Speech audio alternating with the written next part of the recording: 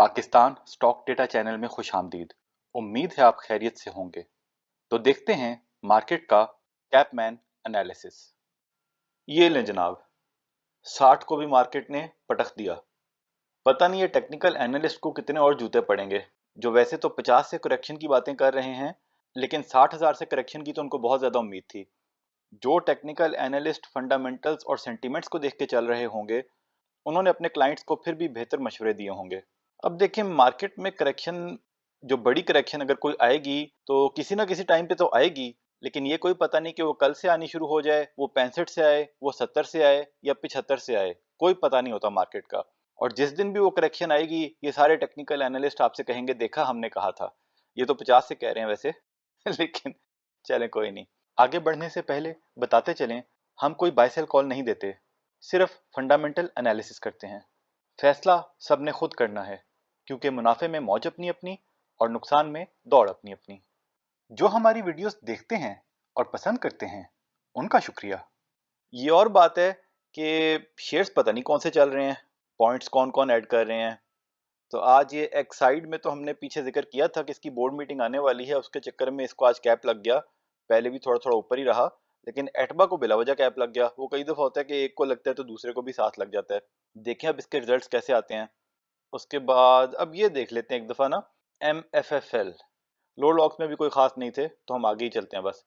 अब ये जो है ना शेयर, अब इसकी ना हिस्ट्री देखें। ये शेयर जनाब साहब वो 200-250 से ऊपर होता था, फिर इसने राइट्स को दिए तो 500 पे चला गया, और उसके बाद ये 80-86 पे आ गया। और वहां से हो सकता है कुछ टेक्निकल एनालिस्ट ने इसको दे भी दिया हो कि भाई 100 इसका ब्रेकआउट है, ले लें, और कुछ लोगों ने कमा भी लिया हो शायद, और आज 200 पे पहुंच गया। इतनी जल्दी ये डबल हो गया है। लेकिन बात वही है जो हम कहते हैं कि ये नहीं देखना कि कौन सा शेयर कहां से इतना ऊपर चला गया है, असल में ये देखना है कि कौन सा शेयर कहां से पहले नीचे गिरा। 400 से पहले ये 80 पे गया और फिर ऊपर चला गया। अब यहाँ से वापस 400 पर भी चला जाए, लेकिन ये वो शेयर है जो फिर कभी आपको 80 पे ले जा सकता है। इसलिए ऐसे शेयर से दूर रहना चाहिए, क्योंकि अगर आप इसकी अर्निंग देखें तो लॉसेस में चल रहा है। तो मतलब किस एंगल से इसकी वैल्यू यहाँ पे होनी चाहिए।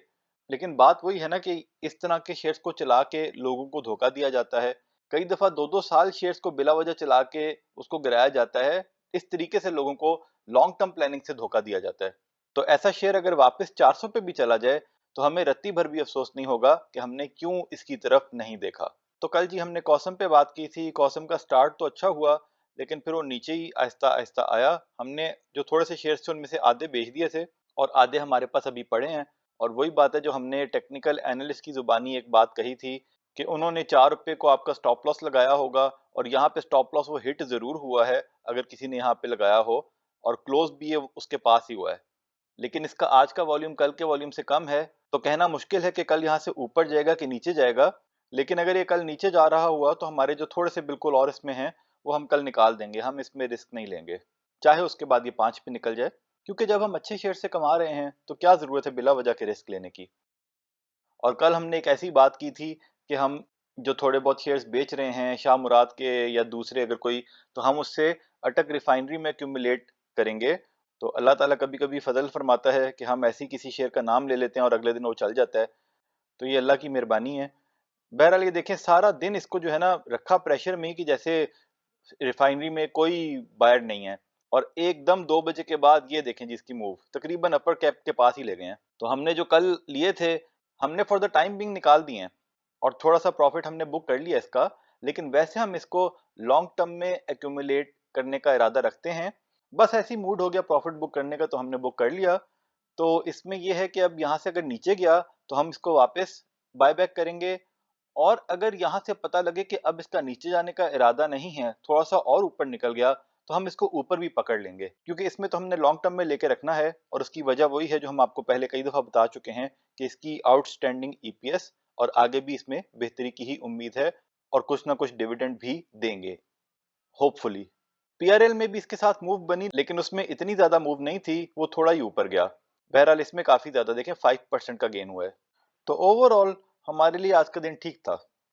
अब कुछ लोगों ने जो रिक्वेस्ट की हैं, 2-3 वो शेयर्स देख लेते हैं। एक तो है लकी सीमेंट। लकी सीमेंट भी आज बहुत ऊपर निकल गया।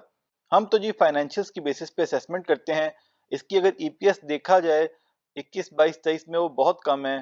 अगर क्वार्टर वन की बात करें वो अच्छी हुई है वैसे, लेकिन अगर वो भी मेंटेन करें और साल में 100 रुपए का भी अगर इसका ईपीएस आता है, तो 100 रुपए के हिसाब से भी हमारे मुताबिक इसकी प्राइस अभी थोड़ी ऊपर निकल गई है। क्योंकि देखें ना, पे आउट में डिविडेंड भी कोई खास नहीं देते।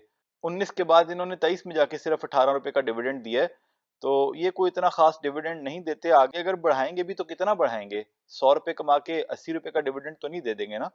लेकिन हमने बायबैक शेयर्स वाली वीडियो में जैसे डिस्कस किया कि जिन कंपनीज ने अपने शेयर्स बायबैक किए हैं, तो उसमें ऐसा लग रहा है या तो ट्रेडर्स निकल गए हैं और इन्वेस्टर्स घुस गए हैं, तो जिसकी वजह से उसकी वैल्यू ऊपर या तो जा रही है, या फिर उसमें बिग प्लेयर्स घुस गए हैं और वो बस उसको ऊपर लेके जा रहे हैं।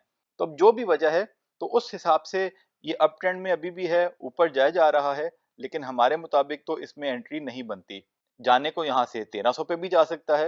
ये देखें, इसका 5 साल का हाई जो है वो 920-30 लगा हुआ है।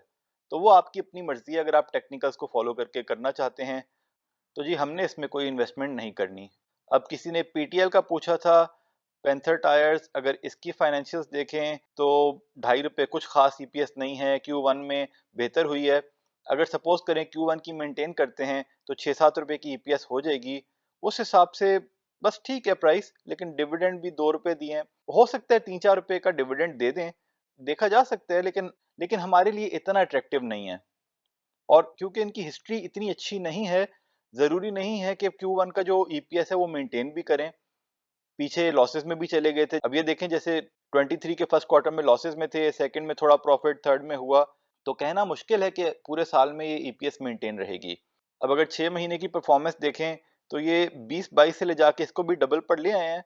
और अगर 5 साल की परफॉर्मेंस देखें तो जब इसका वो आया था आईपीओ, तो ये 74-75 से स्टार्ट हुआ था, जैसे वो एयरलिंक था, और उसको अब वापस 74-75 के पास ही लेके जा रहे हैं, तो कोई पता नहीं इसको भी ले जाएं। तो आप उस हिसाब से देखना चाहें तो आपकी मर्जी है, लेकिन हमें अभी इसमें कोई अट्रैक्शन नजर नहीं आ रही। फिर एक भाई ने बाइफो का पूछा था। अब बाइफो का देखें जी, फाइनेंशियल इसके 21, 22 में और 23 में इनके अच्छे हो गए। अब क्वार्टर वन में देखें, 24 का क्वार्टर वन, तो वो और अच्छे हुए हैं। तो उस हिसाब से इसमें अगर तो इस तरह चलता रहा तो 20 की ईपीएस आ जाएगी इस साल में। और इसकी उसी की बेसिस पे शायद मूव भी इसमें काफी बन चुकी है। ये देखें, अब इसमें मूव काफी ज्यादा बन चुकी है, ऑलरेडी ये डबल हो चुका है। लेकिन डबल होने की एक वजह ये भी है कि इनका कोई कॉर्पोरेट ब्रीफिंग सेशन हुआ था, आई थिंक, उसमें वो हमने अटेंड नहीं किया था, लेकिन उसमें इन्होंने काफी अपने फ्यूचर के हिसाब से वो बड़ी जो है ना लोगों को सबस बाग दिखाए हैं। जैसे ये जो है एक्सपोर्ट भी करना चाहते हैं अफ्रीकन मार्केट में, और ये वो, मतलब उन्होंने काफी कहा है कि हम ग्रो करेंगे। तो हो सकता है ग्रो कर जाएं, और उस चक्कर में इनकी वैल्यू अभी जो इतने लॉक्स लगे हैं उसके बाद भी और ऊपर चली जाए। तो आप देखना चाहें देख लें। और अगर पे आउट्स को देखें तो 23 में जी देखें, 5 रुपए का तकरीबन पे आउट दिया था 13 रुपए की अर्निंग से। तो इसी तरह 24 में अगर 20-22 की अर्निंग हो गई तो हो सकता है 10 रुपए तक का पे आउट दे दें। तो उस हिसाब से इस रेट पर भी देखा जा तो सकता है, लेकिन हमारे मुताबिक ये थोड़ा सा ऊपर निकल गया है। और वैसे अगर 5 साल को देखें तो 5 साल पहले 218 पे था, तो टेक्निकली इसको वहां पे लेके जा सकते हैं। तो अगर आपको लगता है कि इसमें ऐसा हो सकता है तो आप बेशक इसमें फिर बाइंग कर लें, लेकिन प्राइस अर्निंग और डिविडेंड यील्ड के हिसाब से it is not too attractive for us. तो जी ये था आज का सेशन। ये सारा डेटा हमने पीएसएक्स की साइट से लिया। आप खुद वैलिडेट करें, फिर अपना फैसला करें। याद दहानी करवा दें कि बाय सेल कॉल नहीं थी, वजह पहले बता चुके। तज्जिया पसंद आया तो शेयर, लाइक, सब्सक्राइब करें, बेल आइकॉन पे क्लिक करें। खुश रहें और अपने अमल पे तवज्जो दें। अल्लाह के हवाले।